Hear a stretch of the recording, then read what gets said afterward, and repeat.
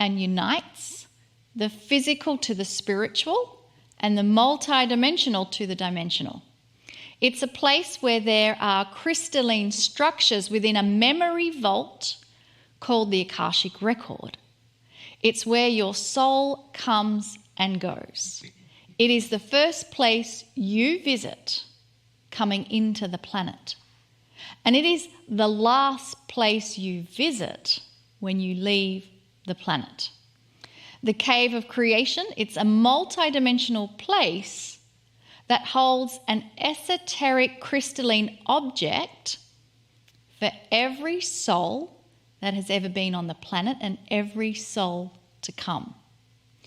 So in summary, the Cave of Creation keeps a record of who you are as you come and go, and it imbues your lifetime of experiences into the vibration of the planet, even after you have gone.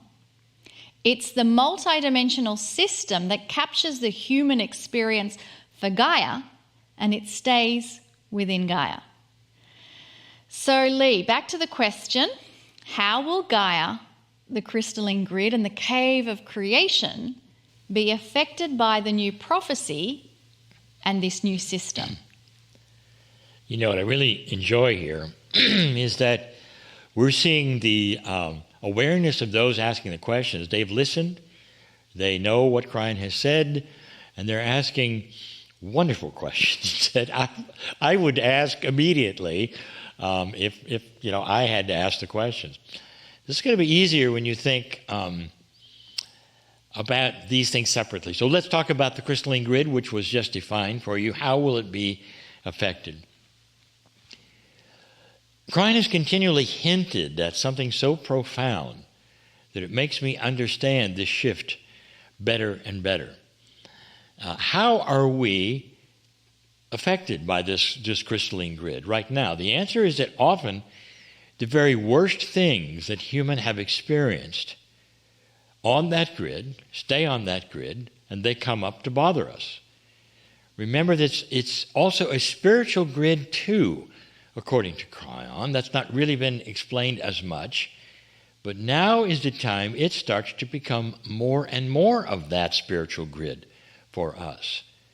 Kryon has indicated that it begins to give us some of the most joyful and beautiful things that have ever happened on the planet. Remember, that crystalline grid remembers everything, not just the most dramatic things that are negative. It is crystalline. It remembers. It stores energy.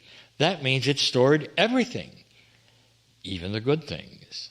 It remains intact. This is the answer. Having collected all those things, both positive and negative, but now it begins to affect us all with full cooperation of Gaia in posturing our lives with more hope and peace. Did you get that? Remember one of the things in the last questions I said that there are enormous energies starting to happen that cooperate with our consciousness coming from Gaia. Listen, there is help from others on this. It's part of the Kryon teaching some years ago about how this grid would be changed for us, by us, for some time, and that something else is going to happen. There are something called time capsules that were placed within this planet for a very good reason. We're going to go to that later, but there were time capsules placed here if we made it to the shift. And we did. Do you remember that? Maybe this will be good for another program, perhaps. In the case of the Cave of Creation, so we're moving on. That's all I'm going to say about the crystalline grid, is that it is starting to change and give us positive stuff instead of negative stuff. In the case of the Cave of Creation, I want you to remember something very clearly. The new prophecy is going to be affecting old souls, not the entire population of humanity all at once. Let me summarize. The prophecy was for old souls, not the way reincarnation is going to work for everyone. It's old souls returning, not everyone returning.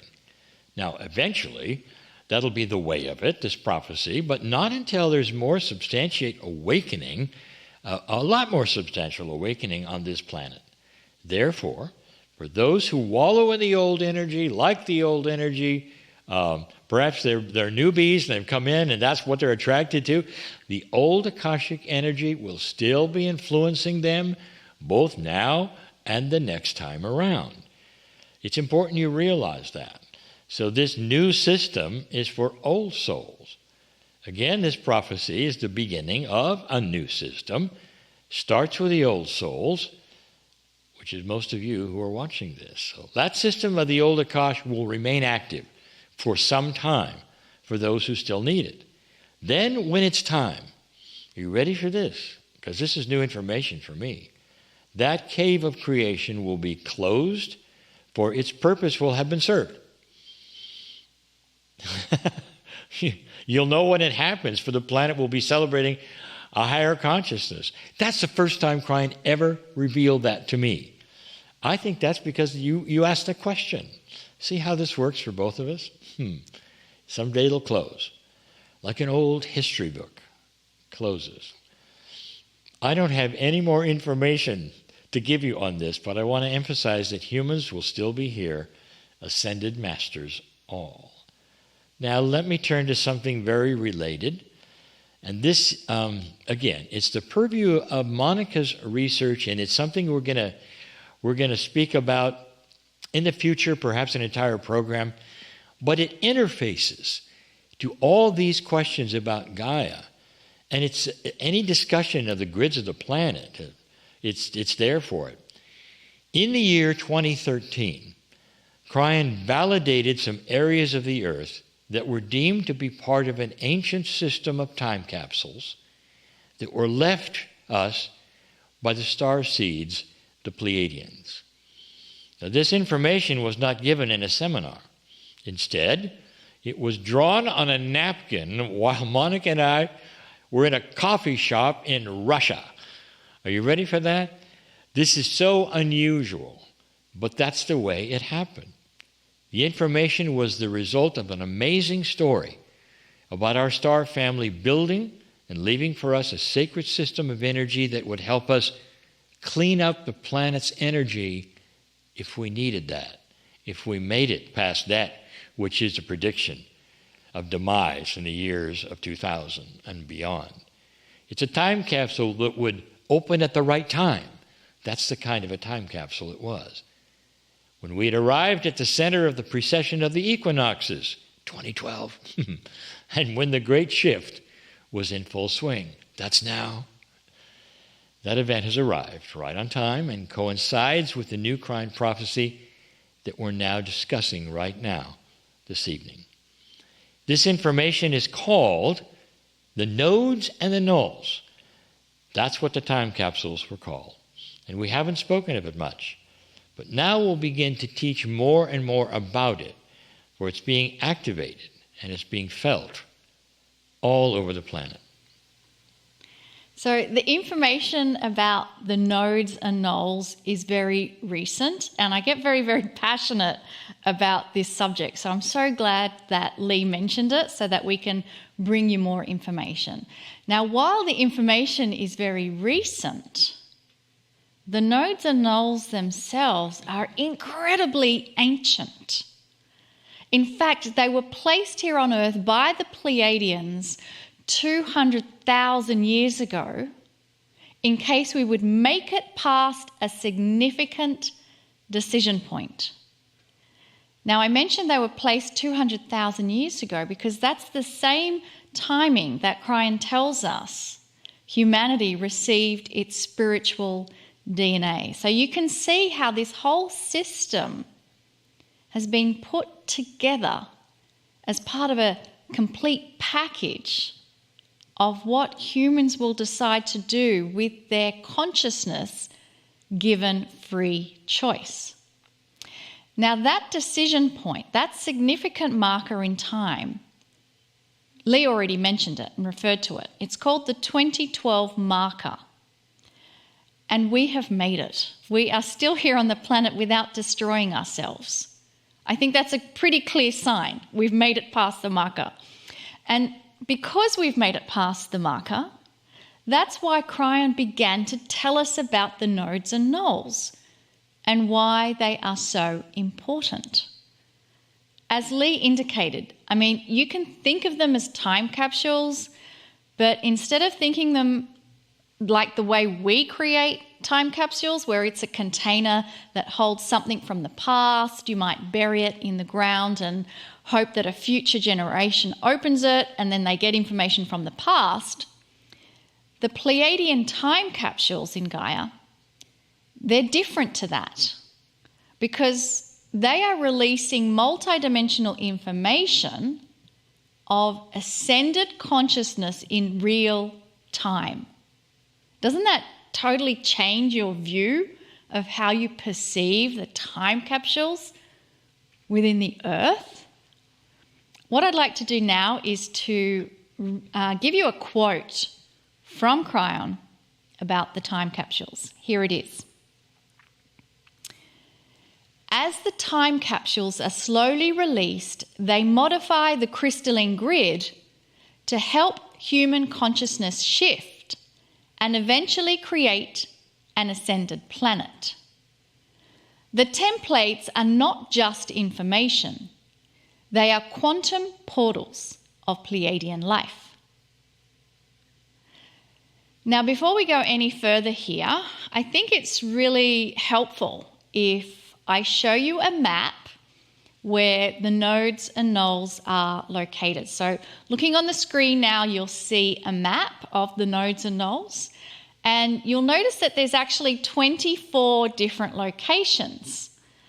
But since every node has a matching null, there's actually 12 pairs, or as we have just said to you, there's 12 time capsules.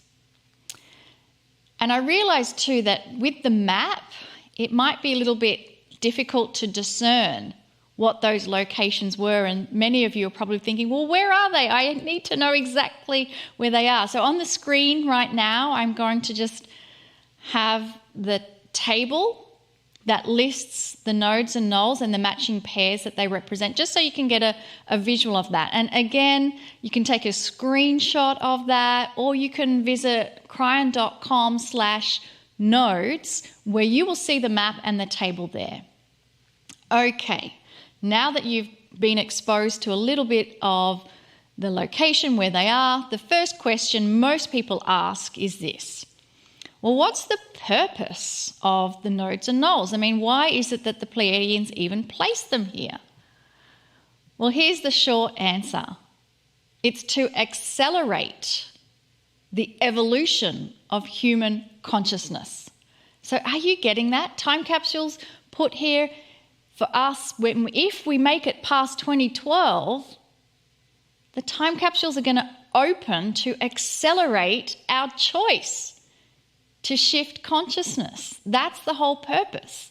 They are geared to push us into higher consciousness with the delivery of help and information, because humanity has been stuck in an old energy for eons.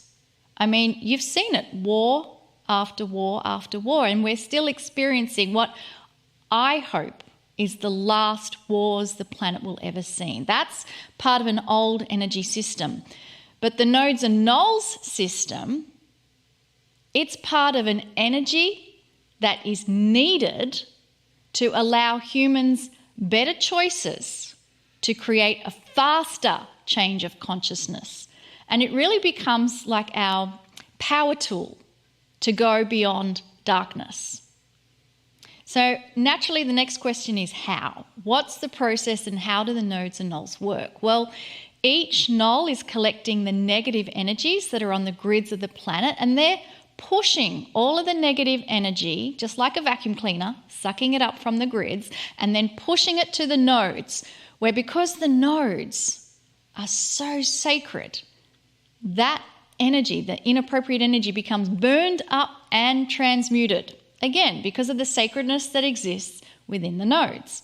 And it means the grids are being cleaned of war, horror, sorrow, inappropriate things, and instead there is a delivery of higher consciousness and the energy of compassion, integrity, unity, and coherence.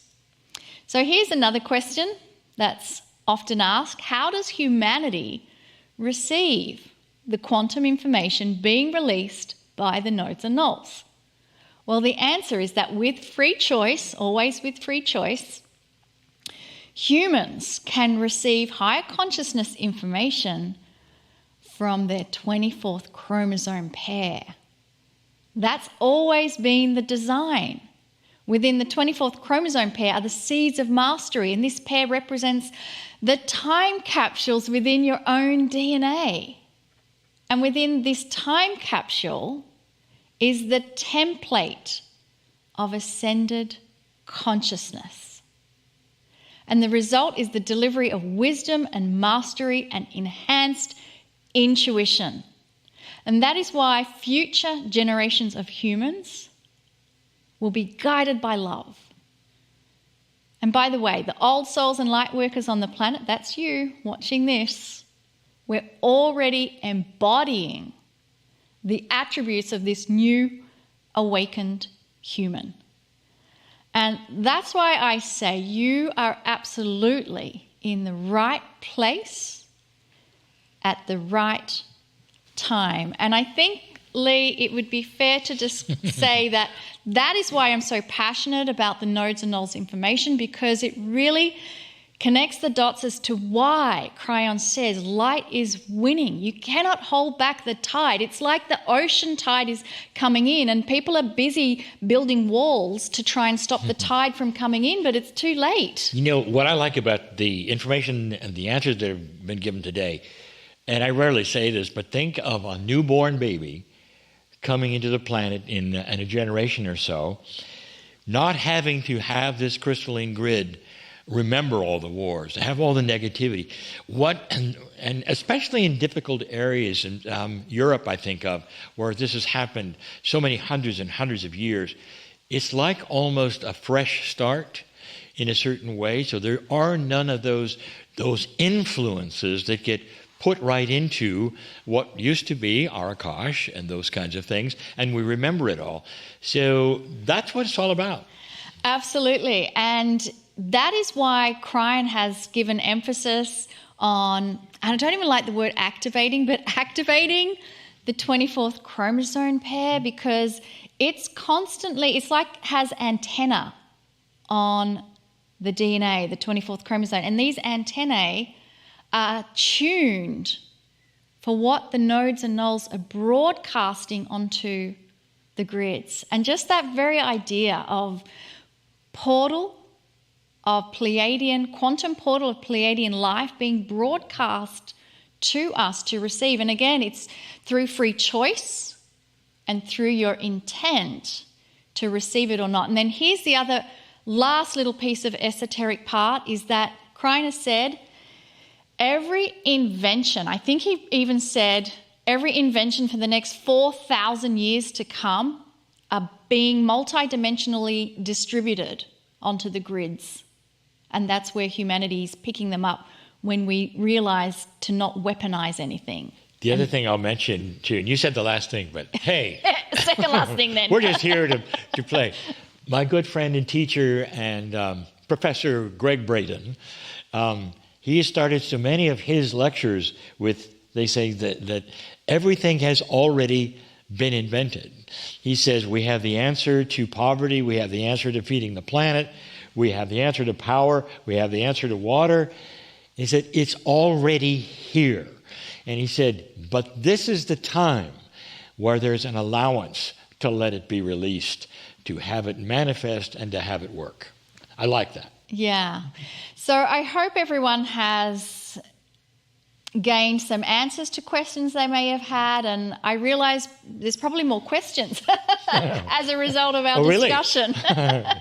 So if you do have questions for us, please submit them in the portal. It's been an absolute pleasure sharing this information with everybody, and we are out of time now. We've used up all our allocated time and we're now going to take a break But then we will be back here for the miracle moments and the circle of 12.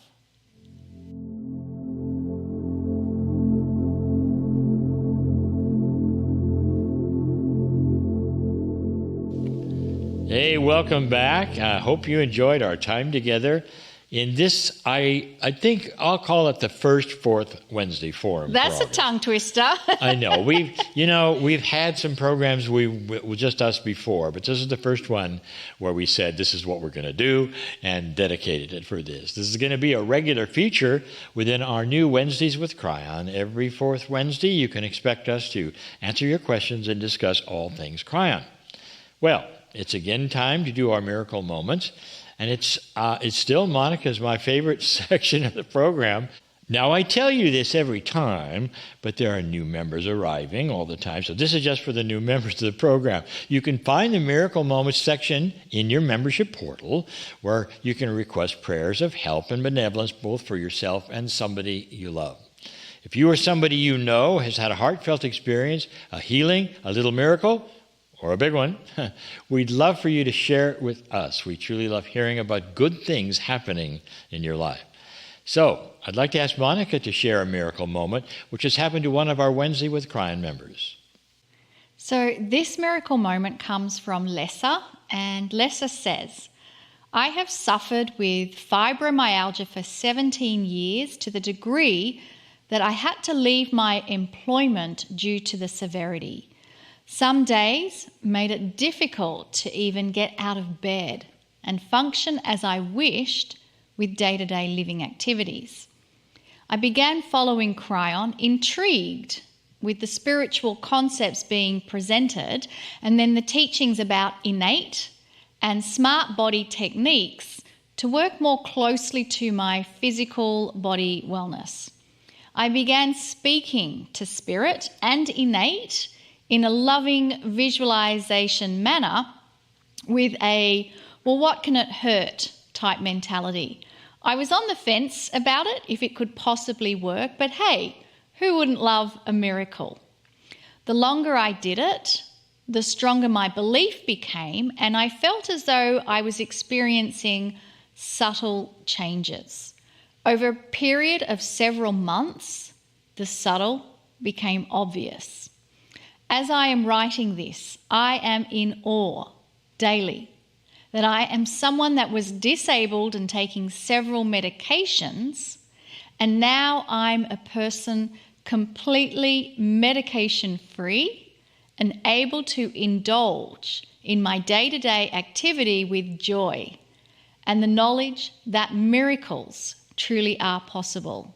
I laughingly joke that when you can enjoy the ability to do housework, you are keenly aware what a miracle has occurred.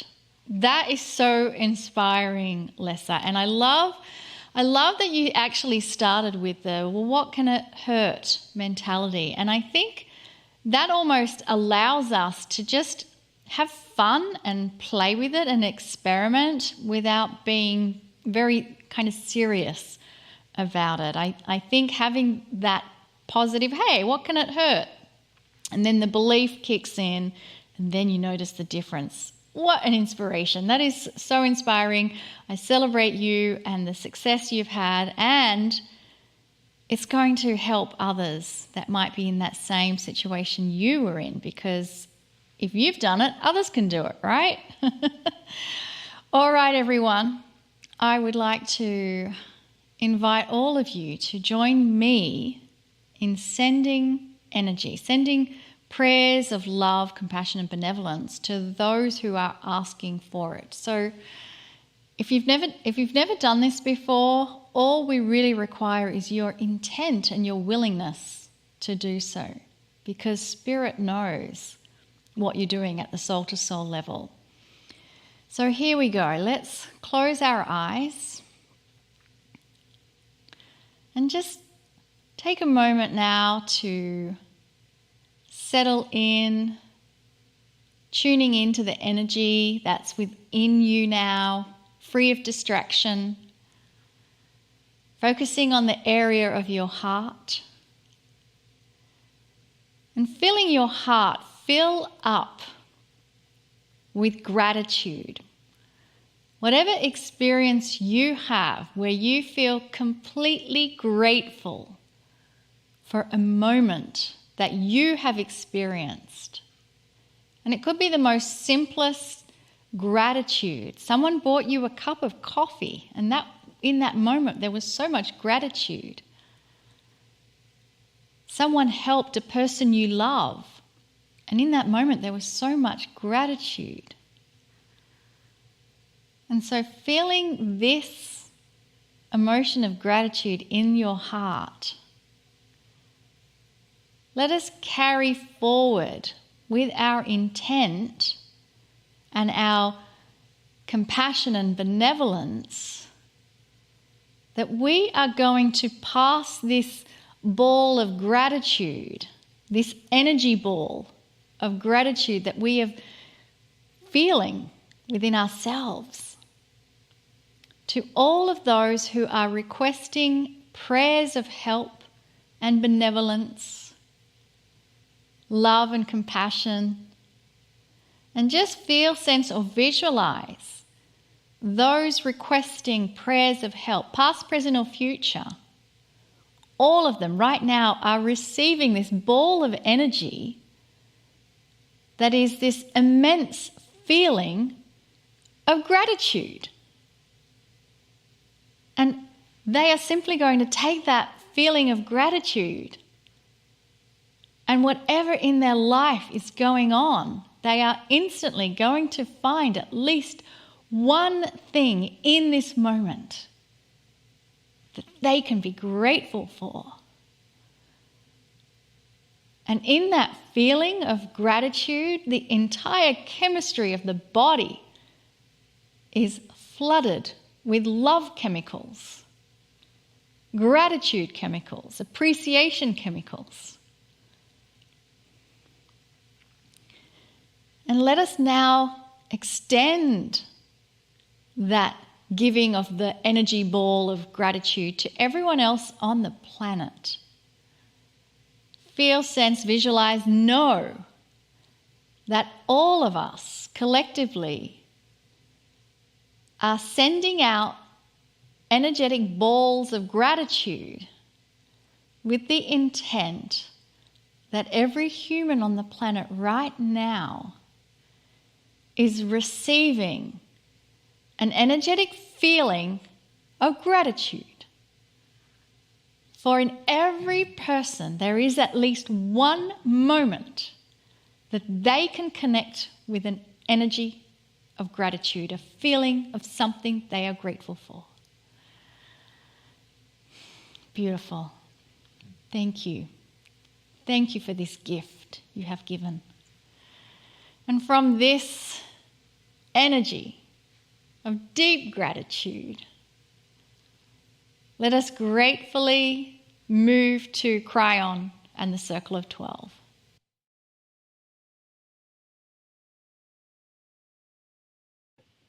Greetings, dear ones. I'm Kryon. Come a little closer.